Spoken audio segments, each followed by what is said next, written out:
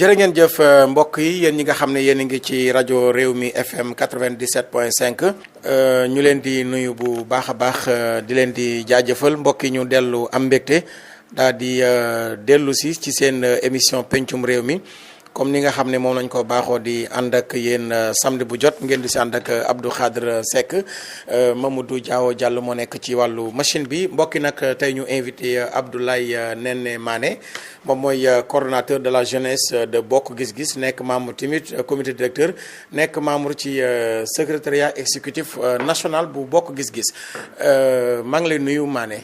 maa ngi lay fay Abdou Khadre di la remercier ci invitation bi du nuyu les auditeurs de Rewmi FM ñu ñuy suivre ci rajo bi ak sur les plateformes digitales. Abdoulaye Néné Mané yow nga bokk ci Bokk Gis Gis bu Pape Diop ñu fas yéene waxtaanee Bokk Gis Gis ak élection locale yi gisoon nañ ne yéen bokkoon ngeen ci benn coalition wàllu Sénégal ak PDS ko xam Pape Diop xam ko ak PDS rawatina ci wàllum ànd ak coalition seen ñoom. da ngeen àndoon ba ci biir ngeen xàjjali ko lan nga jàpp ne moo ko waral. maa ngi lay remercier Abdou Khadre donc li nga wax effectivement PDS daanaka Bokk Gis Gis ak PDS dañoo nekk ay alliés naturels waaye xam nga ànd tam également boo leen di ànd bi dafa war a laloo ci respect ànd bi dafa am ay jéego yoo xam ni ñoo ko war a lal. donc lu ñu waxtaanee woon pour ci biir ànd bi mooy dañu dégager woon ay profil si je prends le cas de la ville de Dakar pour exemple dañu dégager woon ay profil pour ñu xool ci coalition bi kan moo amoon le meilleur profil pour diriger la ville de Dakar man je me rappelle demoon naa benn réunion boo xam ni waa département de Dakar ñoo ko organisé woon au niveau de la permanence du PDS fan la ñuy décliner par exemple le portrait robot du meilleur candidat pour la coalition bu ñu doon lim man bu ñu limee ba jeexal dama naan y a pas photo kii Pape Diop rek la mën a doon parce que critères yu ñu lim yëpp moo ngi woon nekkoon ci Pape Diop mais à ma grande surprise. non foo teg ne Pape Diop mooy yoroon le meilleur profil. mais naturellement xam nga ñi ngi nekkoon ak PDS jusqu'en 2012 en 2009 élection amoon na fi mu am benn campagne médiatique boo xam ni. L'opposition d'alors mooy ñu yor nguur gi présentement ñu defoon benn campagne diabolique sur Karim Wade ba ñëpp jàppoon ni que vraiment Pape Diop dafa nekk di liggéeyal Karim Wade donc ville de Dakar bi dañuy xeex PDS dafa nekk di xeex pour installer Karim Wade pour préparer la dévolution monarchique loolu la ñi dugaloon ci xelu Dakar waay ba Khalifa Sall moom sax ci boppam bu mu doon battre campagne taxawoon na ne Pape Diop gaa vraiment liggéeykat la waaye dañ ko fi bëgg a jëlee teg fi Karim Wade loolu moo tax sénégalais Dakar waaye sanctionné un peu Pape Diop mais pas à travers vraiment ses réalisations dañ ko sanctionné parce que am na loo xam ne dugaloon nañ ko ci xelu Dakar waaye léegi nag loolu bu amee yaakaar naa ne bu ñu demee ba di ànd ba di laajaat mairie Dakar dañu waraat xool démb kan moo fa nekkoon ak lam fa defoon. waaw non mais Abdoulaye Néné Mané Pape Diop bi nekkoon 2009 mën naa bañ a nekk Pape Diop mi nekk 2021. waaw ci dayo politique. waa ci dayo politique waaye kattan baa ngi fi mën-mën baa ngi fi xel baa ngi fi. waaw mais politique bu ñu koy wax majorité la ay militant la. mais base la dañu ànd ci coalition. bu ñu àndee ci coalition mu am loo xam ne amoon na démb te Pape Diop moo nekkoon maire ci parti démocratique sénégalais tey àndatuñu ak ñoom ñu dem ba di def une coalition pour ànd jëlaat mairie bi yaakaar naa ne dañu war a xool démb fan la ñu bàyyoon Pape Diop. ñu jéem a xool jébbal ko sax pour réparer au moins cette injustice là. Parce que ñun bu ñu nee PDS am na candidat on a demandé à connaître qui est le candidat du PDS parce que proposition la dañ nekkoon ci réunion bi Bokk Gis Gis am candidat am muy président Pape Diop. mu proposé ko yaakaar naa ni PDS également mënoon na ñëw ne diw mooy candidat wu PDS keneen ku nekk ci coalition également am na liberté wu ne man diw mooy sama candidat mais mënoo ñëw ngeen ne da ngeen di ànd. nga ne diw mooy suñu candidat ñun PDS te mooy candidat coalition bi loolu je pense que manque de respect daf ci am. mais yéen PDS kan la ñu waxoon mooy seen kan ndax man damaa dégg ñu ne yéen PDS dafa lànkoon a bañ a wax kan mooy candidat am au niveau de Dakar. mais PDS barki Demba Ndiaye la wax kan mooy candidat am au niveau de Dakar. léegi bi ngeen defee proposition lan moo tax PDS defuñu woon seen proposition ñoom. ah mais loolu nga dem laaj ko waa PDS laaj leen ko ñoom. ñoom dañoo deful proposition ba pare wax ne ñooy jiite coalition. très bien. ba pare nëbb kii koy war a jiite. très bien ni la fa demee léegi nag ñun nag suñu fulla moo tax ñu génn parce que bokk gis-gis mën na demal boppam ñun demoon nañu élection en 2014 ñu am pratiquement 29 mairies am plus de 700 conseillers donc duñ parti bu ndaw. am gagné woon ngeen 29 mais maires 29 mairies. Dakar à part taxaw Dakar ak Benno Bokk Yaakaar bokk gis-gis moo fi am mairie dans le département de Dakar. boo demee dans la région de Dakar nga jël par exemple dans le département de Rufisque on a de Pikine on a gagné une mairie avec la mairie de Mbao avec Ablaye Pouy.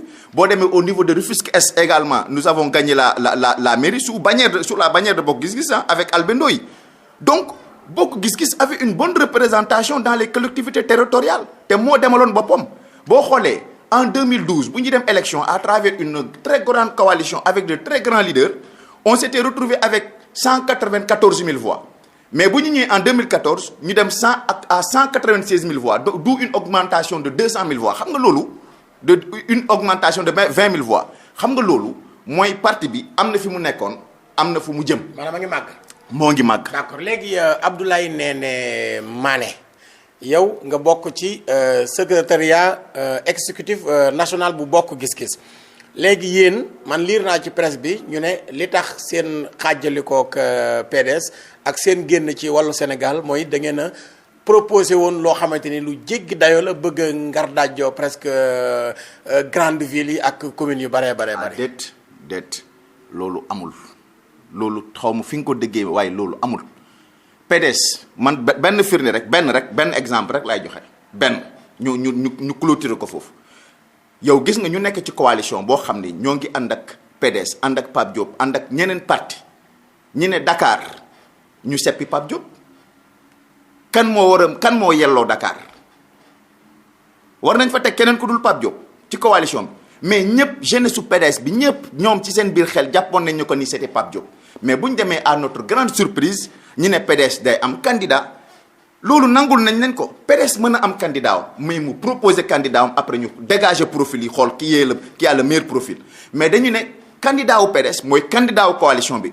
loolu par force ñu xam ne nag lii ànd nawle nekku fi. est-ce que maanaam manque de respect la wala manque de considération wala sabotage. non man jàppewu ma ko manque de respect wala manque de considération parce que. mais est-ce que du sabotage PDS. peut-être loolu laa ko mën a jàppee sabotage.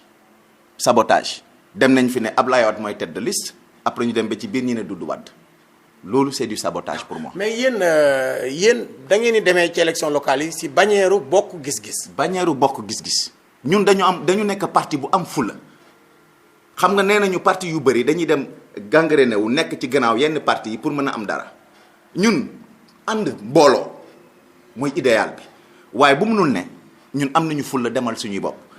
te am nañu une représentation dans pratiquement une centaine de villes yoo xam ni suñuy candidat am nañu candidat foofu dans plus de 15 départements am nañ fa ay candidats donc loolu également pour wane dayoo parti bi ak parti boo nekkee parti bëgg a yor diriger réew mi ëllëg da ngay natt sa bopp ci élection donc ça c'est une occasion pour nous de ñu xoolaat Bokk Gis Gis fu mu jógee ak fu mu toll tey. d'accord mais xam nga Abdoulaye gis nañ tamit ci Bokk Gis Gis boo xoolee presque élection locale yi ñi dem ñëpp demuñu ci ay parti politique mais ci ay coalition lañ demee mooy xam coalition ay Yewwi wala ay Wallu Sénégal wala Benno Bokk Yaakaar ak wala ay Gëm Sa Bopp élection yi ñu dëgmal mais yéen dama gis ne yéen da ngeen a dem ci yéen seen bannière parti di Bokk Gis Gis. dañoo dem suñu bannière parti. mais ñàkk pexe la wala dafay xajut. non du ñàkk pexe.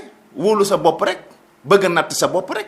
xam ni parti bu organisé nga am parti bu responsable nga am nga xam ni am nga ay responsable politique yu am dayo yu nekk fu njëkk mais bien sûr kan moo demoon élection am 29 mairies plus de 700 conseillers dem élection 2017 am 5 députés war nga mën a wóolu sa bopp. waaw non mais Abdoulaye yow yaa ngi wax 2014 ñun ñëpp xamoon nañ ne Bokk Gis Gis.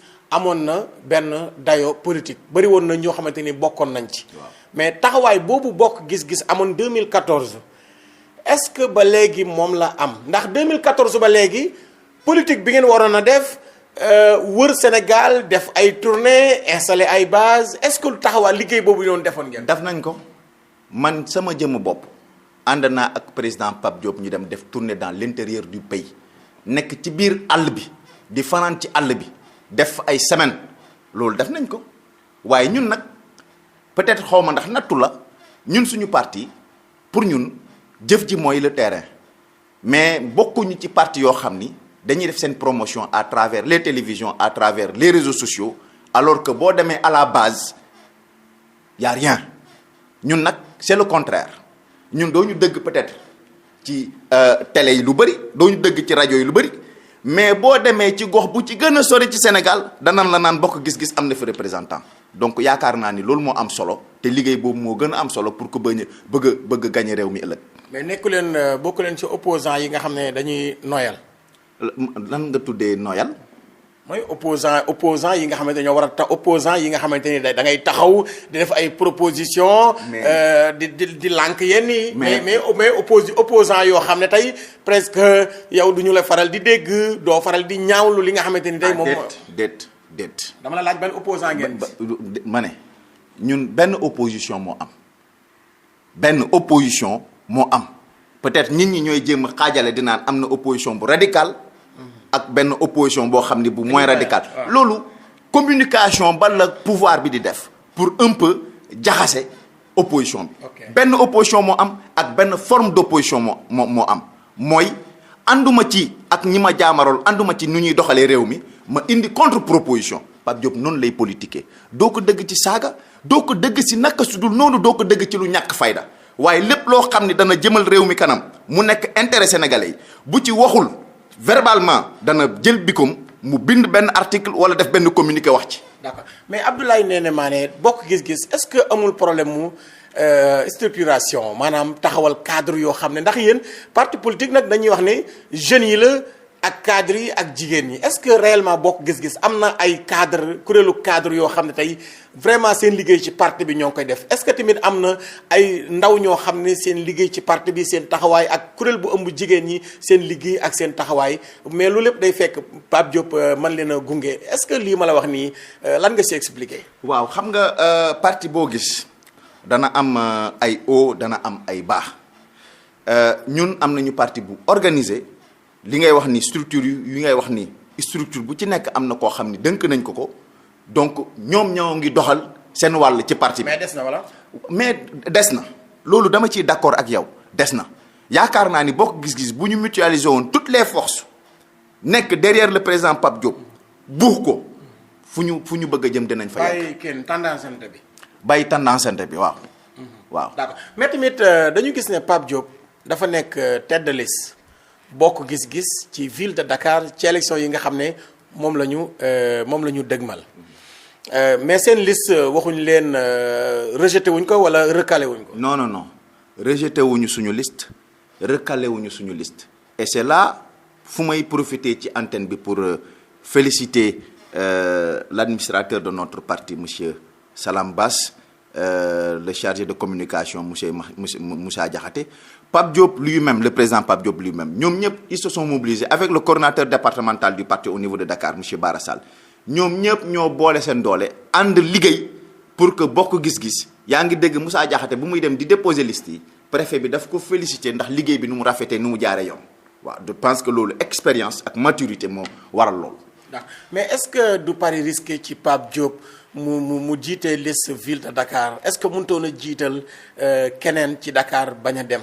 moom bañ a dem lu tax loolu lu waral loolu yow nga am candidat boo xam ni moom moo gën ci candidat yu ñu fiy tudd nga am candidat boo xam ni am na benn passé boo xam ni benn passé glorieux boo xam ni buñ ko tegee xamal ko Dakar waaye parce que dama jàpp ni communication. ban passé la Pape Diop am danaa fa ñëw xam nga communication dafa garaaw trop parce que da nga nekk maire fenn nga jël communication.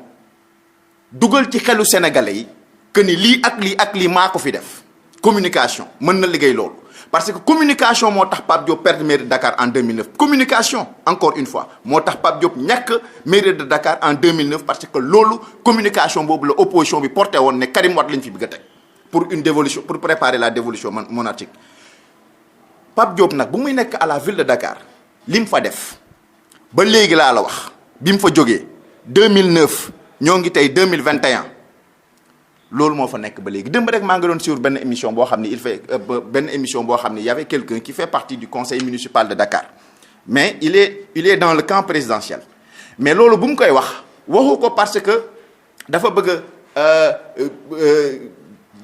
defal Pape Diop promotion non daf ko wax en toute objectivité en toute logique ne moom 2009 bi mu ñëwee ba léegi musuñu ko woo ci benn inauguration poste de santé wala centre de santé wala benn réalisation boo xam ne ville de Dakar def na ko. mais Mané itam Pape Diop nag ba muy nekk maire nag Pape Diop lan la def Dakar nag Mané. mais Pape Diop expliqué ñu Pape Diop lan la def Dakar Pape Diop lu mu def Dakar. est-ce que bu defoon Dakar dara bu defoon Dakar dara. waaw bu defoon Dakar dara 2014 élection locale yooyu danañ ko dénkaat ville de Dakar. mais léegi nag moo tax ma ne la erreur bi ci ñun la parce que li waroon ci communication pour xamal Dakar waay que Pape Diop moo gën ci mbeeru Dakaru Ndiaye. defuñu ko woon benn bi mooy Pape Diop bu muy ñëw en 2003 bu muy ñëw à la tête de la ville de Dakar mi ngi fekk à la ville de Dakar un budget de 8 milliards mu jàpp ni ak 8 milliards mënuñu développer une capitale qu'est-ce qu'il a fait mu dem waxtaan avec les agents des impôts et des domaines le directeur d'alors qui était Amadou Ba bi ñu waxtaanee mu ne ko man dama gis ay niches yoo xam ni mën nañ ko exploiter pour dooleelu keesu ville de Dakar ci la Amadou Ba ne ko man j'ai pas les agents qu'il me faut pour faire ce travail là mooy ñu revoir encore l'amélioration des impôts de la ville mais bi mu ko waxee loolu Pape Diop recruter 50 agents informaticiens avec un équipement informatique de 200 millions ñu jox leen ko mais ñooñu bu ñu demee au niveau des impôts ñu dem sur le terrain def seeni liggéey budget bi dafa jógee 8 mu ñëw ci 16 première phase jógee ci 16 Pape Diop bu mu fay jógee mi nga bay 36 milliards ci budget boo xam ne 8 milliards la woon Mamadou Diop nekk na fa 15 ans budget bi 8 milliards la ko bay Pape Diop ñëw jëlee budget bi de 8 milliards yóbbu ko 36 milliards ba pare mu mettre en place mécanisme yoo xam ni budget bi day yokk rek en crescendo budget bi chaque fois dafa war a day yokk parce que mécanisme yooyu. Pape Diop amoon na budget mais lan la liggéey Dakar. mais loolu maa ngi ñëw mais loolu liggéey la. waaw loolu liggéey la mais xaalis boobu lan la ci def. mais danaa ci ñëw parce que xam nga réalisation dafa bëri façon dafa am ay réalisation physique yoo xam ni mën nañ ko gis teg ci suñu loxo mais dafa am lu gën a ëpp am solo loo xam ni mooy indi réalisation physique yi nga gis. mooy koppar gi nuñ koy amee nuñ koy lijjantee pour mën a def ay réalisation ni mu ko defee mooy déjà jox naa la première phase boo xam ni c'est son intelligence en tant que homme d'affaires moo ko may mu dem xool niche yoo xam ni ville de Dakar mën na ci capter ay fonds pour renforcer ses caisses moo tax ma ne la budget bi jógee na de 8 milliards dem ba 36 milliards pratiquement daf ko quadruplé en un seul mandat Pape Diop a fait un mandat à la ville de Dakar nit ñi dañ koy fàtte benn mandat la fa def fa loo xam ni nit toog na 20 ans à la ville de Dakar def ko fa. bi mu jógee mais waxu ko fi lu mu fi def. bi mu damay ñëw je vous parle des réalisations non visibles d'abord balaa may ñëw sur les réalisations physiques bi mu defee loolu budget bi dem de 8 à 36 milliards. mu comprendre que 36 milliards capital mu nekk la vitrine d'un pays mënuñu développer capital avec ce budget là qu'est-ce qu'il a fait mu dem jéem a xool.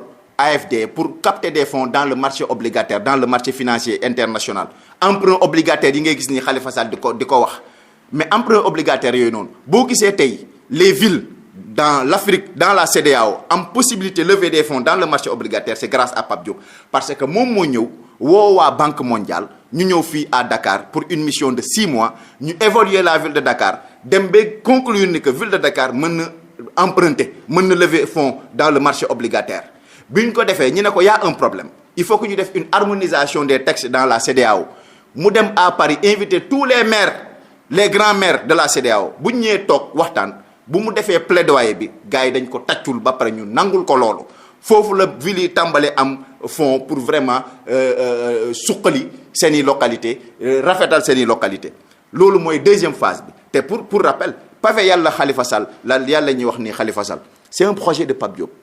pavé yi Dakar fii. ah oui loolu il faut que ñu rappeler ko nit ñi c'est un projet qui a été pensé réfléchi par Pape Diop moom moo dem ut fonds yi c'était déjà en 2009. non projet bu mu bindoon teg la wala. waaye projet bu mu bind teg boo xam ni génnee nañu fonds yi ba teg ba ñu génnee 500 milliards pour la première phase 500 milliards génnee nañ ko mi ngi nekkoon dans le budget de 2009 ñu commencé war a def benn tronçon affaire bi nekkuloon sax ay pavés le projet c'était pas de faire des pavés le projet en réalité c'était de faire des dallages parce que. dallage ak kii lan mooy différence bi. lan mooy différence bi xam nga pavé boo ko jëlee nga installé ko dans un centre-ville bu amee jëyee manifestants yi dañuy jël xeer rek pavé c'est une pierre posée à même le sol boo ko teggee benn rek da nga mën a tegg yépp mais dal yi mooy xeer yu mag yoo xam ne dañ koy teg kenn du ko mën a teggi loolu moo nekk c'est-à-dire pour des questions de sécurité pour vous dire que réalisation dafa am ay xalaat yoo xam ne daf koy jiitu loolu yépp xalaat na ko parce que dafa jëloon exemple sur la guerre des pavés de 1968 à Paris grève boobu noonu bu mu amee biir Paris pavé yu fa nekkoon ci biir Paris lañ jël rajaxe capitale bi donc mu xalaat ni que loolu c'est pas stratégique pour une question de sécurité di def ay pavé ci ville ñu def ko dallage te dallage bi dafa amoon lu mu àndal dafa amoon par exemple ay équipement mobilier urbain yoo xam ne dafa doon ànd dafa amoon ay bancs publics yoo xam ne dañ ko doon aménager espace vert yi yoo xam ne dañ ko doon aménager am na yeneen affaire yoo xam ne dafa waroon accompagner ces projets là. mais nag projet bu mu commencé gud nga fi waxagul. mais projet bu mu commencé gud nga réfléchir ko xalaat ko jël xaalis koppar gi nga bay ko ci budget ci mandat bi lëm benn projet boobu. waa déet man kañ da ngay wax bay ma wax yow yaa ma ne lu mu réaliser bëri na. dama lay wax pavé yi dama la wax ni que nit ñaa ngi jàpp ni ak équipe municipale bu fi nekk bu fi wuti Pape Diop moo ko def dama bëgg a leeral fàttali sénégalais yi que xam-xam bi xalaat bi ak koppar gi Pape Diop moo ko wut ba ñu jël budget 500 millions dugal ko pour une première phase mu am un retard de 3 ans ñun ñu ngi fay jógee Pape Diop mu ngi fay jógee en 2009 Khalifa Sall mi ngi commencé pavé yi en 2013 alors que l'argent était disponible depuis 2009. D'accord. yaa ngi dégg boo jógee foofu nga ñëw dans le domaine de la santé. Pape Diop bu muy ñëw ville de Dakar il a trouvé 8 centres de santé mu tabax 8 centres de santé loolu kese bu ñu ko yemaloon ci bilan nga comparé à l'actuelle équipe municipale tu verras qu'il y a pas photo 8 centres de santé mu yokk ci 8 centre SAMU municipal bu Dakar pour rehausser le plateau médical de la capitale mu ne Dakar war na am un centre hospitalier ñu créé SAMU municipal de Dakar. SAMU municipal bi gis nga nu mu mel. waaw mais boobu nag Pape Diop dafa nekkoon ci nguur. dafa nekkoon ci nguurug Abdoulaye Wade. jege Abdoulaye Wade trop nekk maire de Dakar. xam nga. il faut que affaire yi mu leer. bu ñu koy defar ñu ko avec l'argent par exemple c'est l'argent avec l'argent de la ville. c'est dans le budget de la ville. c'est le projet de la ville. il faut que mu leer Pape Diop du question nu mu àndoon ak Abdoulaye effectivement dañu ànd ak Abdoulaye Wade ànd di liggéey mais moom ci. xam-xamam ci xalaatam dem na ba yokk alalu ville bi ba muy am investissement li mu doon def 36 milliards yi bu njëkk ba xam nga ñaata lañ doon jël ci 8 milliards yu ñu fi fekkoon 2 milliards lañ doon jël moins de 2 milliards lañ doon jël pour investissement mais Pape Diop bi mu ñëwee ci 36 milliards yi la moitié du budget est destiné à l'investissement loolu moo tax Dakar changé capitale. ñu fàttali mbokk yi yéen a ngi déglu rajo Rewmi FM.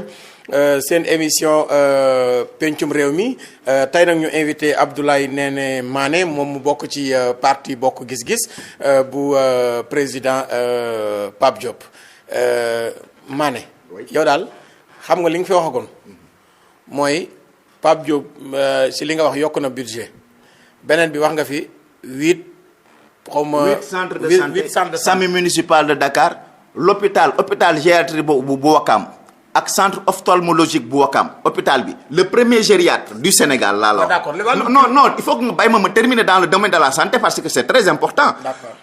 Le premier gériatre du Sénégal a été formé par le président Pape Diop moo ko envoyé France avec le budget avec l'argent de la ville de Dakar envoyé ko en France pour une formation ñu ñëw ñu ubbi centre gériatrique de Ouakam bu nekk fii à Ouakam donc ça c'est des avancées majeures. mais Dakar ba pare il a rehaussé le plateau médical de l'hôpital Abass Ndao et de Gaspard Camara dugal fa ay équipements de haut niveau de dernière génération nga xam ni boo bëggee faju soxlawul nga génn dem France wala nga dem dans les grands hôpitaux.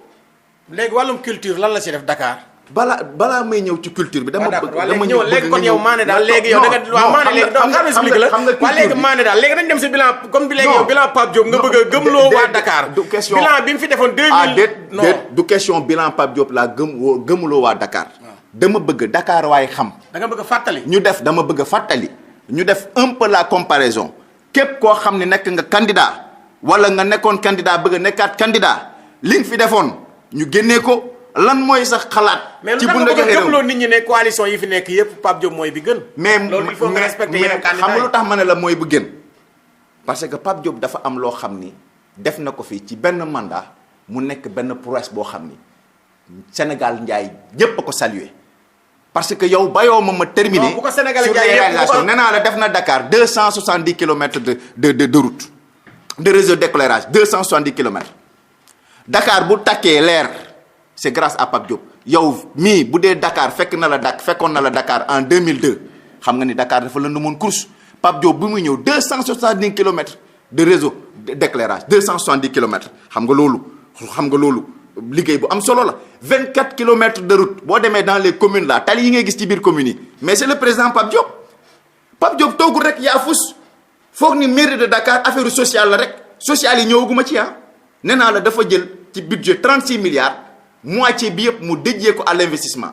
à l'époque projet bu amoon loo xam ne dañ ko war a tabax à la ville de Dakar Pape Diop dafa doon wootee concours architecture dafay woo ay cabinet yu bëri concours lañ doon def ku ci gën a xarañ ñu jël marché bi jox la ko déjà pour vous dire xam nga code des marchés publics en 2009 lañ ko tàmbale en 2008 lañ ko tàmbale Pape Diop moom bu mu jëlee maire de Dakar marché yu mu doon joxe yëpp marché à appel d'offre la pour vous dire combien la personne est sérieuse dans ce qu'il fait et il est connu comme un homme d'affaires vraiment modeste et sérieux nit ñi xam nañu Pape Diop ci liggéeyam ak manduteewam kon nag bu ñuy. kon daal da nga jàpp ne dañ ko doon diaboliser moo taxoon ñu jëlee ko fi. nan lañ ko mënoon diaboliser wuñu ko non dama ne dañu diaboliser wuñu ko de xam nga lan lañ def.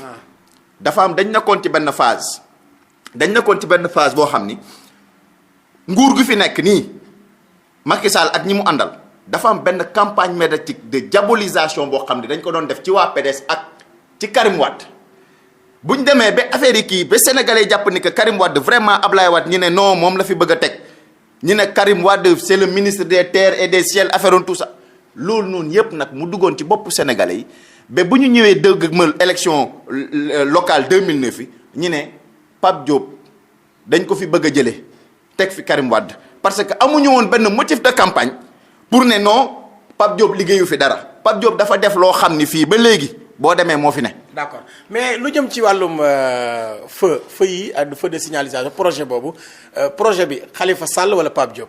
gis nga feu de signalisation pour vous dire xam nga lépp tolluwaay la maanaam nit ki sa xalaat sa vision fu mu toll. feu yi président Pape Diop moo amoon benn projet boo xam ni c'était des feux intelligents. mais projet yoo xam ne réaliser ko problème la. mais projet déedéet bi projet yooyu noonu c'était en 2009 Pape Diop. da nga fay wax ñaari projet yoo xamante ni projet yu mag la mais Pape Diop. def projet dafa yomb. mais réaliser ko moo jafe wax naa la fi projet yu gën a am solo. projet yoo xam ni affaire hôpitaux yi 8 centres de santé ku fa tabax kañ xam nga ni loolu du lu ndaw mais munoo defandoo yépp maanaam xalaatom la projet am la maanaam bu ñu ko joxoon encore Dakaaru Ndiaye tey Pape Diop bu yoroon Dakaaru Ndiaye ba léegi kon kenn du xamee Dakar. léegi nga ne feu yooyu loo si wax. feu de signalisation dafa am ay feux intelligents moo nekk dans les capitales modernes gis nga embouteillage yi ngay gis bouchon yi ngay gis nga xam ni des fois sax feu yi ñoo koy causé parce que di nga gis feu rouge nekk fii policiers yi ñëw taxaw di réguler circulation bi yàgg nañ ko fi gis. waaw dafa am ay feux intelligents yoo xam ni. fa nga toog ngay toog di ko régler. fa nga toog ngay toog di ko régler voie bi fii baax na mën nga bay mu jàll.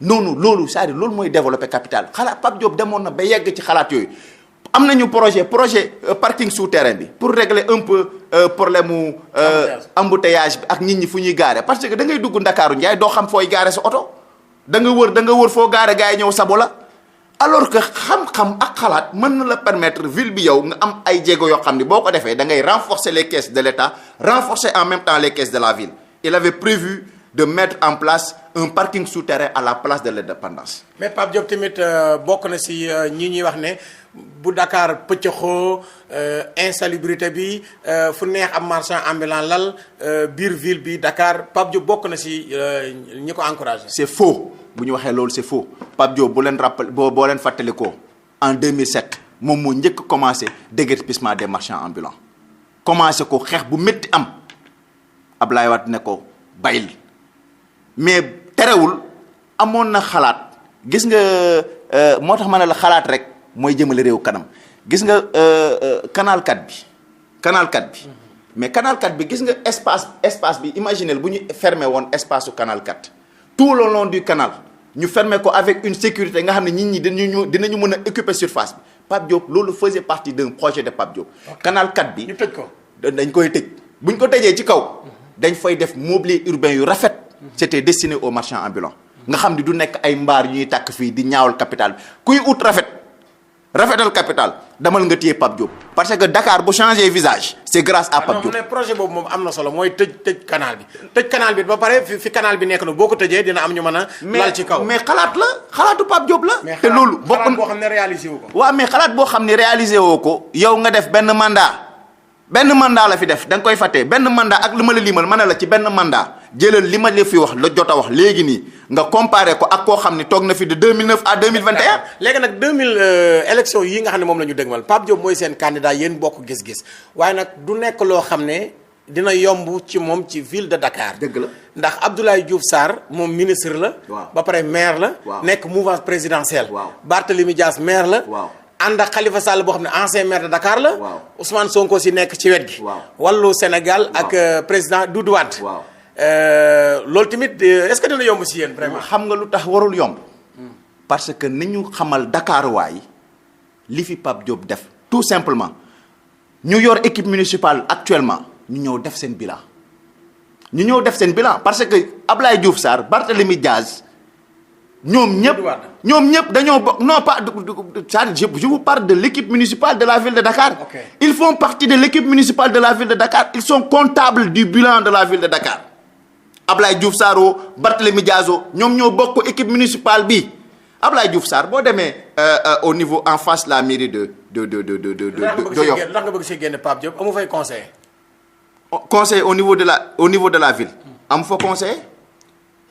fa conseil bul fàttee 2009 bu ñu gagné mairie bi ñun dañoo jàmmarloo woon ak ñoom boo demee mairie Yoff mooy autopont bu gën a salté ci autopont yi man jël naa ay image bu la neexee ma wan la ko ñu may déglu ñu dëkk Yoff danañ dëkk Ouest Foire dëkk Yoff danañ dëggal lu may wax foo tourner mbalit la.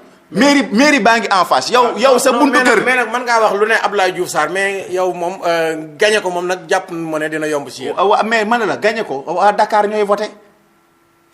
ñooy voté man dama ne.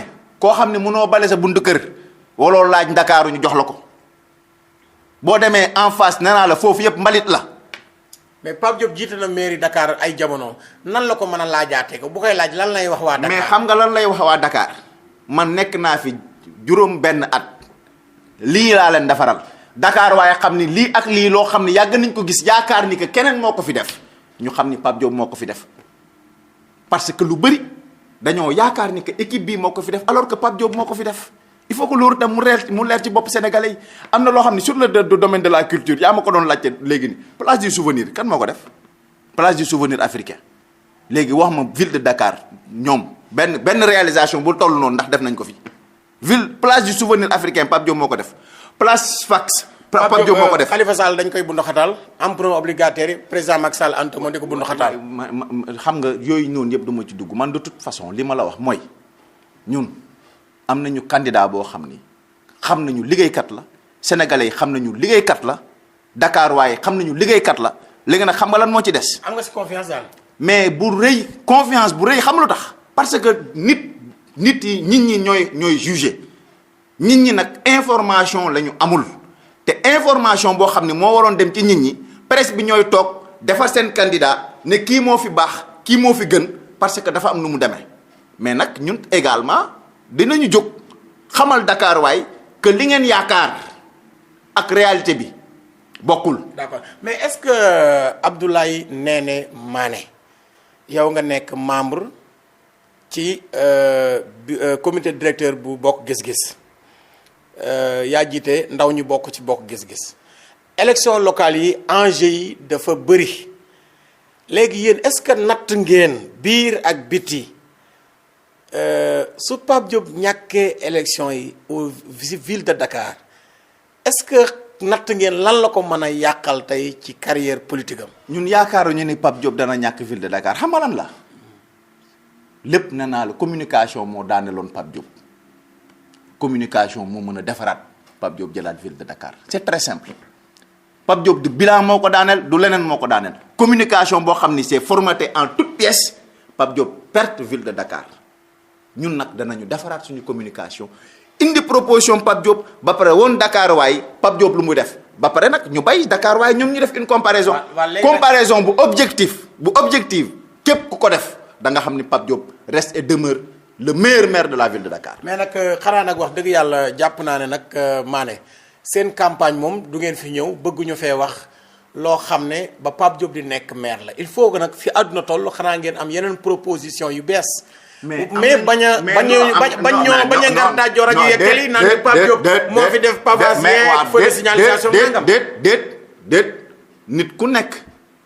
booy def na ko fi ba pare waaw mais def na ko fi ba pare mais def na ko fi ba pare mais ñu fi dëkk xamuñu kan moo ko def yoon la ñu xamal leen kan moo ko def un point c'est tout léegi nag sa vision pour Dakar xalaatam pour Dakar. xam nga ba ngeen ko fay def xam nga ba ngeen ko fay def da ngeen waaw. ma ne bu ñu ko fay def am na ñoo xam ne juddu gu ñëwoon. d'accord léegi ba ngeen ko fay def. waaw da ngeen a nekkoon maire bokkoon ci mouvance présidentielle. waaw loolu ngeen defoon. waaw amoon ngeen possibilité def ko. pourquoi léegi non. ma ne la Mamadou Diop nekk na Mamadou Diop man la Pape Diop remplacé nekk na ville de Dakar 15 ans. waaw d'accord léegi xaar ma yegg. juróomu ñaari at wax naa la budget bi fan la ko bay. d'accord léegi xaar ma yegg. te pourtant ci nguur la nekkoon. bu mu fiy jógee Dakar dafa lëndëmoon course. d'accord xaar ma yegg. mais dama la bëgg a xamal ne la li ngay wax nii ne ko ne ci nguur la ñu bootu woon moo tax ñu am yenn privilège mënul ñàkk mais dama la ne ci kopparu. ville de gafaw Ndakaaru. d'accord la ko Pape Diop defaree. d'accord naa léegi loolu léegi Ablaye li may wax mooy Pape Diop am na lu mu réalisé woon damay bañ ngeen bëgg a gëmloo waa Dakar rek réalisation yi Pape Diop yooyu naam am na solo mais tamit est-ce que tey Pape Diop mi jiite woon Sénat jiite assemblée nationale ñëw nekk maire de Dakar est-ce que Pape Diop moomu tey bokk na ak Pape Diop mii nga xamante ni tey toog na lu yàgg nekkul ci nguur est-ce que Pape Diop moom bu ñu ko dénkoon ville de Dakar dina am yeneen taxawaay wala yeneen projet yoo xamante ni tey dina mën a changer capital bi. xam nga moom moo tax ma ne Pape Diop faw ñu ñi di ko jege parce que booy wër xam-xam ci développement ak lii jëmale réew kanam barki Serigne Touba boo gisee Pape Diop rek téel du moromu gaañi kooku je le dis en toute sincérité. moom Mbaye de dégg naa xam na ko moom Mbaye. ma ne la domaine boo munti jël laa la wax mbay mi rek man li ma jege Pape Diop laa la wax li ma la ci mën a wax ministre de l'agriculture mënul lu ci ko wax. ci mbay mi rek loo wax ak ab jege rek laa wax di toog di déglu Pape Diop li ma la mën a wax lan mooy suqali mbéyum Sénégal. ministre de l'agriculture kon yéen bëggu leen réew mi ndax yéen musuma gis ngeen def proposition. ci mbay mi je suis désolé mbay mi def nañ ci proposition ba tey Pape Diop yàgg na wax Macky Sall bu mu taxawee ne danañu am autosuffisance en 2017 président Pape Diop moom kese moo génn ne ko mënul nekk. lu tax mënul nekk. parce que dafa am loo xam ne mooy jiitu. dafa am mécanisme yoo xam ne foofu ñu mettre ko en place. est-ce que wax na mécanisme yooyu. mais bien sûr mécanisme bu ci jiitu mooy la maîtrise de l'eau munoo bee ci ñetti weer bëgg a dundal Sénégal mënul nekk. nee na il faut que ñu fexe béykat yi am ndox 12 mois sur 12. waaw d'accord atum lëm béykat yi di am kii ba pare ñu emblaver le maximum de terre irrigable. d'accord léegi jërëjëf Ablaye mbokk yéen a ngi déglu Rewmi FM léegi yéen élection locale yi wax nga fi ne Pape Diop mooy candidat bi gën ci ville de Dakar yow nag sa gis-gis la sa xalaat la mais est-ce que Dakar waaye danañ gisee noonu danañ xalaatee noonu léegi. Dakar waaye xam nga lan moo nekk suñu diggante mooy ñu xamal leen li fi rappeler leen. lu fi Pape Diop def maa ngi ñëw rappeler leen li fi Pape Diop def ba pare wax leen.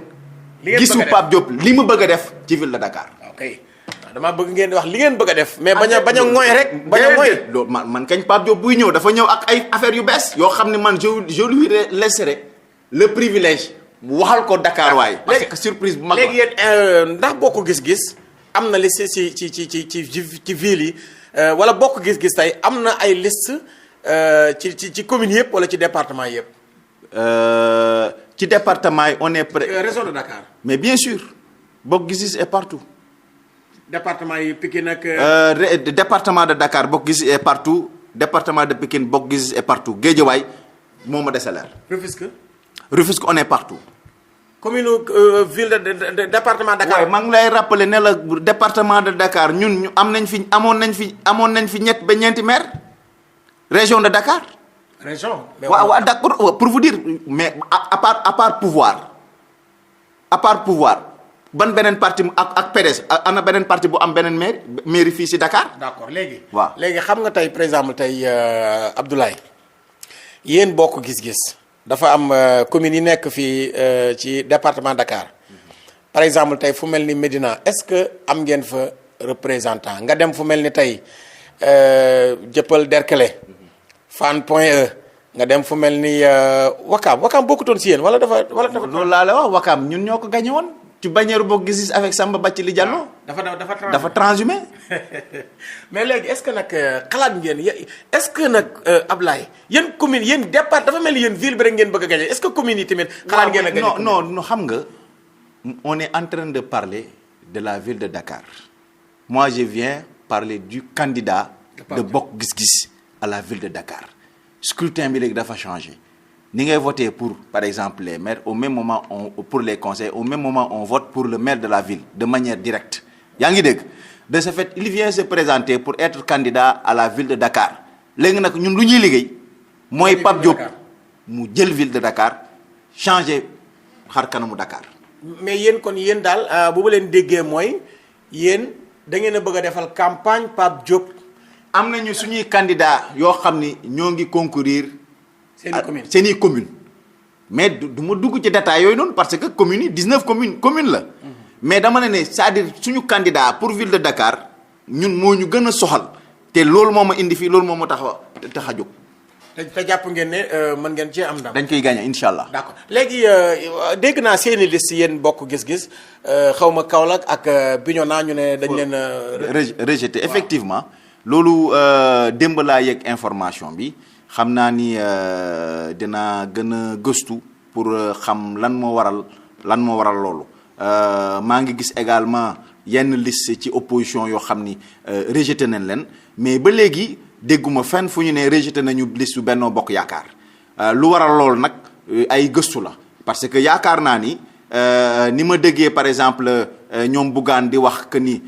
bu ñu demee déposer seen liste avant avant l'heure de clôture ñëw nañu pour bëgg a rectifier ñu bañ leen ko nangul ni ma jàppee loolu nun leen ko bañee nangul peut-être am na préfet yoo xam ni waa APR bu ñu nekkoon dans ces difficultés là danañ leen permettre pour ñu ñëw def seen correction avant l'heure de clôture. d'accord mais xam nga tamit politiciens yi vraiment yéen man am na ñoo xam ne seen mbir jaaxal na ma yéen moom teel ngeen a déposer mais tey par exemple tey. loolu manque d'expérience la wala lu xew ndaxte par exemple tey yow su dee yow yàgg nga dem ay élections am nga ay experts ñoo xamante ni tey seen xel màcc na jëm ci wàllum yoon ñii seen xel màcc jëm ci wàllum élection yaakaar naa ne pour nga defar benn liste wërta xaar bañ ne dépôt yi tey minuit la nga fay dem ay 23h ak ay 22h. waaw loolu nag comme li nga wax rek effectivement dama koy dëggal c'est-à-dire l'impréparation. moo ñu conduire toujours à ça parce que également y a le code électoral boo xam ni vraiment ñëpp dañ ca war a tënku code bi li mu wax rek loolu la nit ñi war a doxal mais dama ne rek man daal je doute fort que dans toutes les collectivités locales APR déposer seen liste te du am benn siqi sàq du am benn problème. waaw non mais xam nga tey par exemple tey APR ni ñu mënee créer seen liste. ndax foofu soo xoolee liste Benno Bokk Yaakaar la mouvance présidentielle la ñoom ni ñu mën a calmer seeni militants ak ni ñu mënee jëlee ay nit dugal leen ci parfois boo xoolee liste yi ñuy rejeté mooy ñoo xamante ni tey dañuy dem ba sa ci pandaw ga ñu ne yéen a jiite problème mu kii maa jiite kaa mooy jiite am fii bala ngay dem di wuti ay nit photocopie carte d'identité di leen dugal. loolu aussi retard mën na am mooy ku nekk ak ses problème rek moom loolu laa lay wax ni ma ne y a de l'impréparation. ok. am na impréparation ñenn ñi peut-être mën nañ ne immaturité. yaa ngi dégg mais man dama ne loolu bu amee bu dee préfet am na possibilité may ñoo xam ni vraiment dañoo nekk ci erreur wala mu am benn erreur bu ndaw boo xam ne mën nañ ko corriger avant l'heure de clôture je pense que préfet mënoon na yëkkati téléphone am woo ñooñu pour ñu ñëw apporter des corrections. d'accord mais trahison bi ñuy faral di dégg tamit ñoo xam ne dañuy yóbbaale cachet yi ñi bañ a ñëw loolu ñu gis ko ci yenn coalition yi yow lan moo ci xalaat en tant qu'acteur politique. non man yaakaar naa ni par exemple koo xam ni dañ la jox par exemple ay documents administratifs pour nga dem déposer ko nga génn ñu fekk la ci këru benn opposant ba pare nga benn pouvoir nga génn def conférence de presse ne léegi man maa ngi remercier Macky Sall diw laa àndal yaakaar naa ni kooku war nañ ko topp ci yoon. waaw war nañ ko topp ci yoon. d'accord léegi yéen. ba pare préfet bi foofu war nañu xoolaat la situation de cette localité là est-ce que dañu war a invalider liste yi parce que déposé wuñu gis nañu lan moo waral déposé wuñu je pense que dañu war a topp kooku ba pare remettre les gens de cette liste là dans leur droit. mais lu jëm ci wàllum violence politique ci Sénégal élection locale yi ban appel nga siy def. appel bi mooy ànd ak dal ñëpp mel ni président Pape Diop ñëpp bu ñu meloon ni moom doo dëgg xaste. doo dëgg saaga. doo dëgg dóor du Merced. du Merced mooy lan sama olof setul nag waaw mais dama la bëgg a xamal ni que rek donc ñëpp dañu war a ànd xam ni Sénégal ñoo ko moom. débat bi combat bi dafa war a nekk le combat des idées mais pas le combat physique la confrontation les injures parce que affaire bi dafa commencer jël yeneen proportion loo xam ne mënuñu ko régler sur des plateaux dañuy toog ci internet bi di saaga yooyu dafa war a jeex pour man loolu nit ku am personnalité doo ko def moo tax ñun bokk gis-gis doo ñu gis ci yooyu doo ñu dëgg ci yooyu parce que am nañu njiit bu mat njiit boo xam ne bu la gisee ci yenn yi sax yow da ngay rus. d'accord mais xam nga tamit tey yéen bokk gis-gis ndax élection yi am na nu ngeen siy génnee ak ndam lu mag am na fu mu leen mën a yóbbu élection présidentielle 2024 incha allah mais su dee tey ñaanalu ma leen ko bu dee tey par exemple tey 19 communes yi ci département Dakar gañewu leen ci benn commune Ablaye. gañewu leen ville de Dakar. boobu tamit vraiment dayo politique Pape Diop dina wax ñeeku bu baax a baax dina nekk en jeu. waaw mais avenir politique Pape Diop moo nekk en jeu. non avenir politique Pape Diop. moo nekk en jeu non. nekkul en jeu. déedéet nekkul en jeu xam lu tax. parce que Pape Diop nit ku constant la dans sa position mu nekk nit ku véridique nit ku gëm lu muy def xam nga Sénégal il faut que ñu am benn affaire boo xam ne foofu ñu dugal ko suñu bopp il faut que ñu am. nan la ñuy defee profilage pour choisir un candidat pour les élections présidentielles waruñu topp Mumbaay bi rek emporter ñu benn dynamique ñëw rek ñu ne non lii la déedéet ça nous est arrivé avec Macky Sall bu muy ñëw ñëpp a ñëw bootu ci gannaawam ne moom la moo fi ne mais tey mi ngi nii ñu àndoon ak moom ñëpp bay nañ ko loolu moo fi demee mu am ñoo xam ne nag nekkoon nañ ci opposition bi nekkoon na ci pouvoir dem fekki ko. donc il faut que ñu xool balaa ñuy votel nit foofu ñu xool profil nit ki xool le passé de la personne xool bu dee dënkoon nañ ko ci réew mi dënkoon am na lu ñu ko dënkoon ni mu ko gérer. yooyu yëpp ay affaire loo xam ne foofu ñu xool ko. d'accord léegi waxtu wi mu ngi jeex suñu kii bu mujj mooy Pape Diop est-ce que taxawaay bi mu war a am ci ay militants reconnaissance bi mu war a am ci ay militants ni mu war a encadrer cadre yi nekk ci seen ginnaaw. di leen dooleel yomba gis est-ce que loolu ma ngi ci Pape Diop. Pape Diop ku yomba gis la mën naa ne loolu mën naa ko témoigner. Pape Diop mën naa ne xam naa boo gis-gis mën naa ne c'est le seul homme politique boo xam ne dana xëy bureau di recevoir ay nit. du ko def tout le temps nag parce que c'est un homme d'affaires y a pas que la politique ku nekk da nga am sa beneen liggéey. c'est-à-dire ji nga ñun suñu parti dafa am benn. est-ce que accompagner militants yi mais accompagner militants yi mooy lan. mooy accompagner militants yi. mais moom koy def yëg militants yi. bu militants yi xewlee mu yëg ko. waaw mais bien sûr. Pape Diop militants yi. waaw mais xam nga mbir mi gis nga mënoo nekk njiit il faut que lenn ñu nangul ko président Pape Diop. mënoo nekk benn njiit jiite des milliers de personnes ku xewle nga dem fa mënul nekk. boo demee ci kii xewu kii demoo ci xewu kële dañ naan ñëw na. c'est-à-dire Pape Diop danaa la dafa mot njiit lu muy def mu ngi koy def lu mu mën a dimbale du génn ci biti du ko wax. du génn ci biti du ko wax. lu muy def nag pour parti politique bi mu ngi koy def Pape Diop siège bi rek xoolal siège bi rek fu ñu nekk suñu parti donc il a fait beaucoup de choses pour le parti et beaucoup de choses pour les militants. waaw loolu moom sa xalaat la yow yaa nekk ci parti bokk gis man nekkuma ci bokk gis-gis mais man gëmuma ne. Pape non man noonu la sama xalaat laay wax. munoo bañ a nekk ci parti bi ba pare bëgg ma wax loo xam ni. non xam nga yow loolu sa xalaat la. mais comme man maa nekk ci parti bi. na nga téye man li ma la wax. non téye naa li nga ma wax. waaw. mais man damaa gëm ne Pape Diop taxawaay ubbeeku bi mu war a ubbeeku ci militants yi des na moo xam cadre yi moo xam jigéen ñi non sa yàq loolu sa xalaat sama xalaat la mais sa xalaat la léegi nag man dama ñëw indil la réponse ne d'accord la naa. man damay assister Pape Diop ci ay audience waaw Pape Diop des fois dana xëy 11h di recevoir ba 14h ok barki Serigne Touba léegi nag wax ma beneen leader bu ko fi def. d'accord waaw léegi jërëjëf Abdoulaye Néné Mané waxtu yi jeex na ñoo lay sant di la gërëm. jërëjëf Makhtar maa ngi lay remercier encore une fois Abdou Khadre ci invitation bi vraiment ci occasion bi nga ma may pour ma mën a wax ci sama président. wax ci suñu parti. jërëjëf Abdoulaye Néné Mané mbokk yi mooy coordonnateur de la jeunesse de Bokk Gis Gis nekk membre du comité directeur membre du secrétariat exécutif national moom la ñu invité woon tey ci seen émission pencum réew mi ngeen di sànd ak Abdou Khadre Seck samedi bu jot bu 15h jotee jàpp 16h mbokk yi Mamadou Diaw Diall moo nekkoon ci wàllu machine bi jërë ngeen jëf jàmm ak jàmm.